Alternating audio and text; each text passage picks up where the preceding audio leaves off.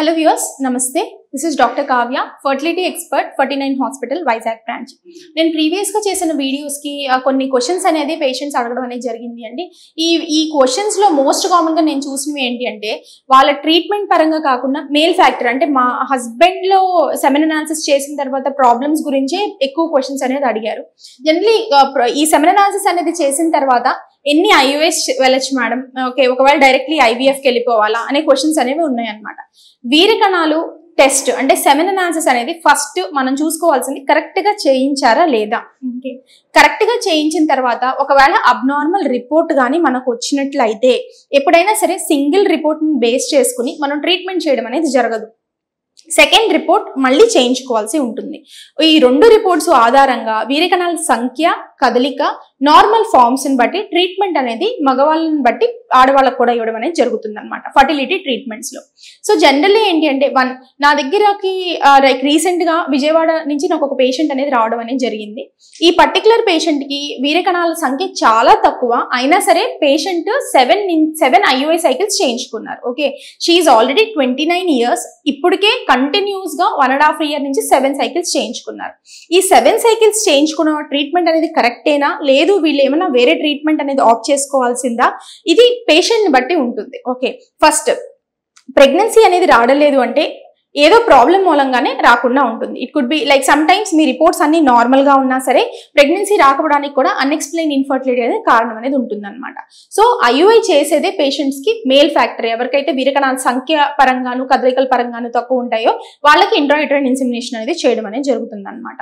So ఏ సంఖ్య ఉంటే ఇంట్రాయూటరైన్ insemination చేయించుకోవాలి, ఎంత సంఖ్య తక్కువ ఉంటే మనం డైరెక్ట్లీ ఐవీఎఫ్కి వెళ్ళాలి అనేసి చెప్దాం అనుకుంటున్నాను. కంటిన్యూస్ గా ఐయుఐ ప్రొసీజర్ అనేది కన్సీవ్ అవడలేదు అంటే ఆ ప్రొసీజర్ ద్వారా కన్సెప్షన్ అవడలేదు అంటే ఫర్టిలైజేషన్ అనేది అరగట్లేదు లోపల. సో మళ్ళీ ఐయుఐ చేయించుకోవడం ద్వారా కన్సీవ్ అయ్యే అవకాశం అనేది తక్కువ ఉంటుంది అనమాట. సో వీరకణాలు 5 million కన్నా తక్కువ ఉన్నాయి అంటే ఉండాల్సిన దానికన్నా తక్కువ ఉన్నాయి అంటే 5 million కన్నా తక్కువ ఉన్న పేషెంట్స్ కి న్యాచురల్ గా కన్సీవ్ అవడానికి ఎంత అవకాశం ఉంటుందో ఈ ఐయుఐ పద్ధతిలో కన్సీవ్ అవడానికి కూడా సేమ్ అవకాశం ఉంటుంది అనమాట. సో ఆల్రెడీ మీరు ఐయుఐస్ చేయించుకున్నట్లు అయితే 5 million కన్నా కౌంట్ తక్కువ ఉంటే డైరెక్ట్లీ టెస్ట్ ట్యూబ్ బేబీ ట్రీట్మెంట్కి వెళ్ళడం అనేది బెటర్. అసలు ఫస్ట్ మనం ఈ 5 million కౌంట్ ఉంటే ఐయుఐ చేయించా లేదా. జనరల్ గా ఐయుఐ చేయడానికి మనకి మినిమం కౌంట్ అనేది ఉండాలి. అబౌట్ 10 million కౌంట్ ఉంటే ఐయుఐ చేసే ఆస్కారం, సక్సెస్ రేట్ అయ్యే ఆస్కారం అనేది ఉంటుంది. ఎప్పుడైనా సరే తక్కువ ఉన్న వీరకణాలతో ఐయుఐ చేసినట్లయితే సక్సెస్ రేట్ అనేది తక్కువ ఉంటుంది. ఐయుఐ అనేది చిన్న పద్ధతి, కాస్ట్ పరంగా పేషెంట్ కి అఫోర్డబుల్ పద్ధతి. But it doesn't mean continuous గా ఒక 6 to 7 times ఐయుఐస్ చేయించుకోవాలని కాదు. Okay, it all depends on patient age. అంటే చిన్న వయసులో ఉన్నారు, పెళ్ళై కొత్తగా ఉంది అంటే 1 year 1.5 year అవుతుంది, ఆ పేషెంట్స్ కి ఐయుఐ పద్ధతి ద్వారా కన్సీవ్ అయ్యే అవకాశం అనేది ఎక్కువ ఉంటుంది అనమాట. ఆల్రెడీ ఒక మ్యారేజ్ అయ్యి 3 years కన్నా ఎక్కువ అయిపోయింది, మీరు ఆల్రెడీ ప్రీవియస్ గా ఐయుఐ సైకిల్స్ చేయించుకున్నారు అయినా సరే ప్రెగ్నెన్సీ రావడలేదు అంటే టెస్ట్ ట్యూబ్ బేబీ ట్రీట్మెంట్ అనేది ఆప్ట్ చేసుకోవాల్సి ఉంటుంది. సో నేను వీడియో చెప్పడానికి కారణం ఏంటంటే అసలు ఎవరెవరు ఐయుఐ చేయించుకోవాలి. వీరకణాలు తక్కువ ఉండి more than 10 million ఉంటే ఐయుఐ పేషెంట్ చేయించుకోవచ్చు.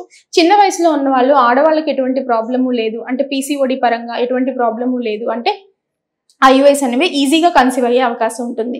ఇన్ కేస్ పీసీఓడి పేషెంట్స్ ఆడవాళ్ళలో ఉంటే ఎక్కువ మనకి ఓవులేట్ అయిందా లేదా చూసుకోకుండా ఐయుఐస్ అనేవి పెరిఫెరీస్ లో జరుగుతూ ఉంటాయి. కానీ కంపల్సరీ ఎగ్ పగిలిందా లేదా అనేది చెక్ చేయించుకోవడం ద్వారా ఏంటి అంటే ఎందుకు ప్రెగ్నెన్సీ రావడలేదు అని తెలిసే ఆస్కారం అనేది ఎక్కువ ఉంటుంది అనమాట. Next unilateral tubal blockage, pregnancy రావడలేదు అంటే ఆ పర్టికులర్ సైడ్ ఓవులేట్ అయిందా లేదా చూసుకుని ఆ పర్టికులర్ సైకిల్లో కూడా ఐయుఐ చేసుకోవడం అనేది జరగచ్చు.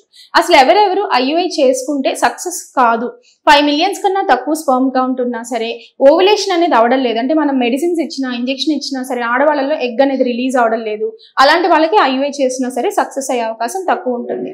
థర్డ్ ఫ్యాక్టర్, రెండు పక్కల ట్యూబల్ క్లోజ్ అయిపోయినాయి, ఐయుఐ చేస్తే కన్సీవ్ అయ్యే అవకాశం తక్కువ ఉంటుంది అనమాట. సో ఈ పర్టికులర్ ఫ్యాక్టర్స్ ఉన్న వాళ్ళు ఐయుఐ కన్నా బెటర్ ట్రీట్మెంట్ కి వెళ్ళడం అనేది మంచిదన్నమాట. అంటే మీకు ఆల్రెడీ 2 to 3 ఐయుఐస్ అయిపోయినాయి అయినా ప్రెగ్నెన్సీ రావడలేదు అంటే అట్లీస్ట్ సెకండ్ ఒపీనియన్ తీసుకుని వీరకణాలు పెరగడానికి ఏమైనా ఆస్కారం ఉంటుందా, అసలు తగ్గడానికి కారణాలు ఏంటి, అవన్నీ మనం కనిపెట్టగలిగితే ఐయుఐ సక్సెస్ రేట్ అనేది ఇంప్రూవ్ అవుతుంది. ఆర్ యాజ్ వెల్ యాజ్ మనకి ఐయుఐతో కాదు అని చెప్పినట్లయితే పేషెంట్ కి తొందరగా ట్రీట్మెంట్ ఇచ్చి ప్రెగ్నెన్సీ అయ్యే అవకాశం అనేది ఉంటుంది. సో లేదు అంటే 6 to 7 ఐయుఐస్, కొంతమంది 10 ఐయుఐస్ దాకా చేసుకున్న కపుల్స్ కూడా వస్తూ ఉంటారనమాట. సో వాళ్ళ కోసమే వీడియో తీస్తున్నాను. Thank you.